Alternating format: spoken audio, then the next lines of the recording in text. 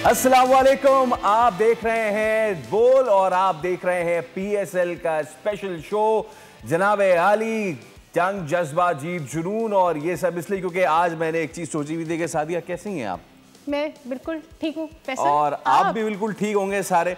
आज की ये जो हमारी ओपनिंग है ना वो नाम और हम चलते हैं इसी के साथ अपने पैनल की जानिब भी, क्योंकि वो भी हमारे साथ मौजूद हैं। सर कैसे हैं आप? ठीक ठाक है, सब कुछ सेट है? बिल्कुल सेट है। ये वन है। क्यों करके नहीं बोल रहे जैसे हम बोल रहे हैं? एक मेरे लिए भी वाली आज तो बनती है सेलिब्रेशन, आज तो अबरार वाली आज तो बनती है। क्या बात है जनाब अली। तो फाइनली जनाब वाला क्वेटा ग्लैडिएटर्स ने क्या जबरदस्त परफॉर्मेंस दिखाई है और इसी के साथ इतनी जबरदस्त परफॉर्मेंस कि मैं अपना नाम लेना भूल गया। मैं सैयद फैसल करीम और मेरे साथ मौजूद हैं सादिया सैमसन। कैसी हैं? हम ले चुके हैं एक दफा ये नाम। Your coffee is not working today. No we have not. अच्छा so be it your tea is not working.